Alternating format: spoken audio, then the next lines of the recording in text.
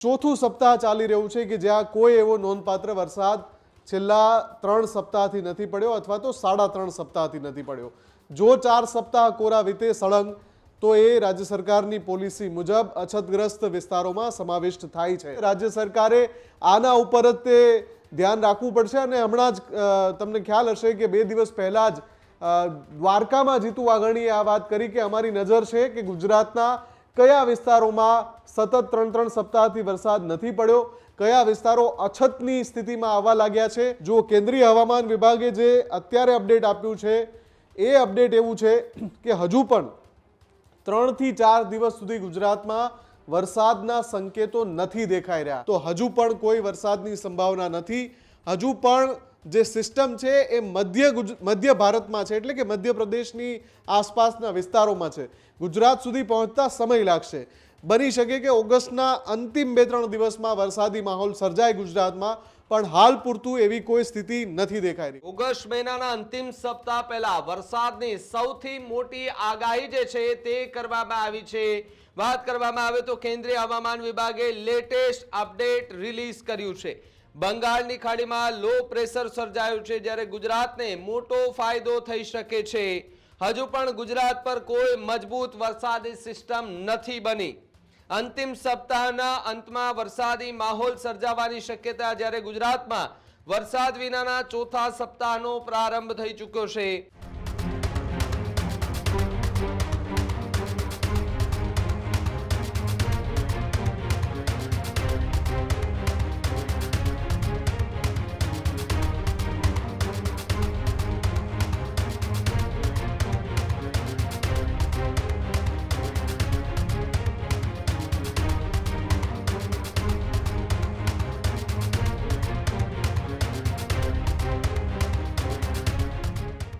મોટા ભાગના વિસ્તારોમાં સતત 3 સપ્તાહથી વરસાદ નથી।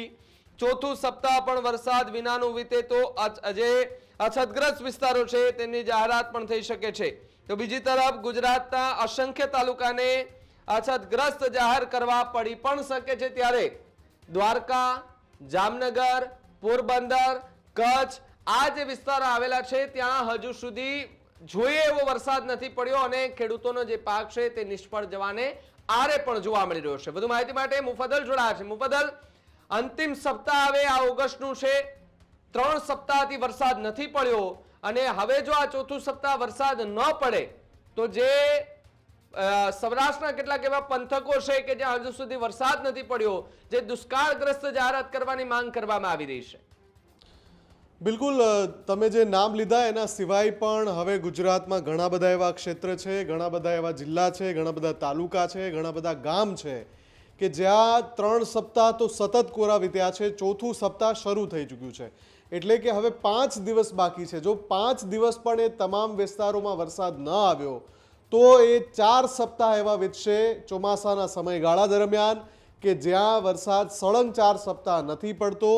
એટલે કે રાજ્ય સરકારની પોલિસી પ્રમાણે એ અછતગ્રસ્ત વિસ્તારોમાં ગણાવા લાગશે। અને આમાં તમે જે જિલ્લાના નામ લીધા એ જિલ્લા નહીં, એ સિવાય સૌરાષ્ટ્રના ઘણા બધા જિલ્લાના તાલુકાઓ છે કે જે સતત કોરા છે અને એમાં સુરેન્દ્રનગરના તાલુકા પણ છે, મોરબીના પણ છે, ગીર સોમનાથના પણ છે, પોરબંદર જૂનાગઢના પણ છે, અમરેલીના પણ ઘણા બધા તાલુકા એવા છે, રાજકોટના ઘણા તાલુકા એવા છે, આ સિવાય કચ્છ જિલ્લો આખો એના ઘણા તાલુકા એવા છે। ઉત્તર ગુજરાતમાં વાવ, થરાદ હોય, બનાસકાંઠા, સાબરકાંઠા, અરવલ્લી આમાંથી પણ ઘણા બધા તાલુકા એવા છે કે જે કોરા છે।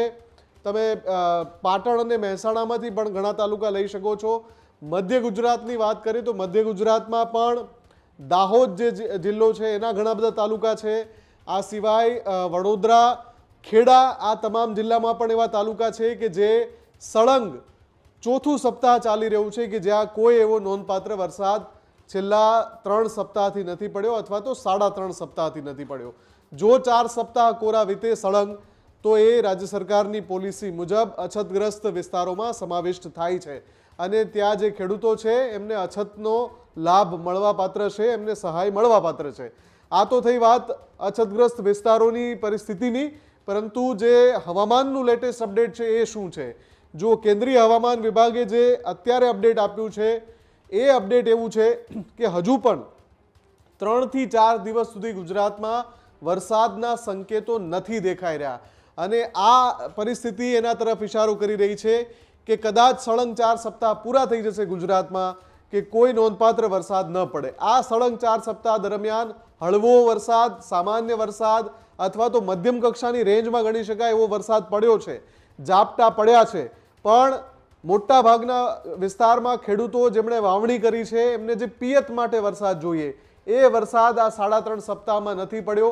એ ખેડૂતો પરેશાન છે. જ્યાં સિંચાઈની વ્યવસ્થા છે ત્યાં એમણે પિયત કરી દીધું છે, પણ જે વિસ્તારોમાં સિંચાઈની વ્યવસ્થા નથી ત્યાં ખેડૂતો માટે મુશ્કેલી ભરી સ્થિતિ છે ને રાજ્ય સરકારે આના ઉપર જ તે ધ્યાન રાખવું પડશે. અને હમણાં જ તમને ખ્યાલ હશે કે 2 દિવસ પહેલા જ દ્વારકામાં જીતુ વાઘાણીએ આ વાત કરી કે અમારી નજર છે કે ગુજરાતના કયા વિસ્તારોમાં સતત 3 સપ્તાહથી વરસાદ નથી પડ્યો, કયા વિસ્તારો અછતની સ્થિતિમાં આવવા લાગ્યા છે. હવે આ બધાની વચ્ચે આપણી આશા જે છે એ બંગાળની ખાડીમાંથી જે સમાચાર આવી રહ્યા છે ત્યાં એક લો પ્રેશર સર્જાયું. હવે જો આની પહેલા 2 ડિપ્રેશન સર્જાયા હતા, હવે એક લો પ્રેશર સર્જાયું છે. આ બધું જ એકઠું થઈને ગુજરાત પર વરસાદી સિસ્ટમ લાવી શકે છે, પણ એની કન્ફર્મેશન 3 થી 4 દિવસ પછી મળશે કેમ કે સતત ડિલે થઈ રહ્યું છે. આની પહેલા 3 દિવસ પહેલા પણ આપણે અહેવાલ દર્શાવ્યો હતો કે 3 દિવસ પછી કન્ફર્મેશન આવશે. તો આજની તારીખે આપણે જોવા જઈએ તો હજુ પણ કોઈ વરસાદની સંભાવના નથી. હજુ પણ જે સિસ્ટમ છે એ મધ્ય ભારતમાં છે, એટલે કે મધ્યપ્રદેશની આસપાસના વિસ્તારોમાં છે. ગુજરાત સુધી પહોંચતા સમય લાગશે. બની શકે કે ઓગસ્ટના અંતિમ 2-3 દિવસમાં વરસાદી માહોલ સર્જાય ગુજરાતમાં, પણ હાલ પૂરતું એવી કોઈ સ્થિતિ નથી દેખાઈ રહી. ભાવિક જી બિલકુલ આભાર જોડાવા બદલ અને માહિતી બદલ. ખેડૂત ભાઈઓ છે ખેતરમાં ડ્રોન ઉડાવતા હોય છે ત્યારે આપણે એક પ્રશ્ન સતાવતો હોય છે કે જે આપણે અત્યાર સુધી જીપીએસ ટેકનોલોજી વાળા ડ્રોન વાપર્યા છે, જેથી કરીને મોબાઈલ ટાવર છે અથવા તો હાઈ ટેન્શન લાઈન પસાર થતી હોય, કોઈ વૃક્ષો હોય, ત્યારે જે જીપીએસ ટેકનોલોજી વાળા ડ્રોન છે એમાં ટકરાય અને ટ્રેસ થાય છે. પણ એગ્રીઓન લાવ્યું છે જીએનએસએસ ટેકનોલોજી ડ્રોન, જેથી કરીને એ ડ્રોન છે એ કોઈ જગ્યાએ ટકરાય નહીં, પોતાની રીતે જ ડિસિઝન લે છે અને મૂવ થઈ જાય છે, જેથી કરીને જીએનએસએસ ટેકનોલોજી ડ્રોન છે એ વાપરવાનો આગ્રહ રાખો. અત્યારે જ ન્યૂઝરૂમ ગુજરાતની યુટ્યુબ ચેનલને સબસ્ક્રાઇબ કરો અને ઇન્સ્ટાગ્રામ અને ફેસબુક પર ફોલો કરો. અપડેટ રહો, સત્યની સાથે રહો.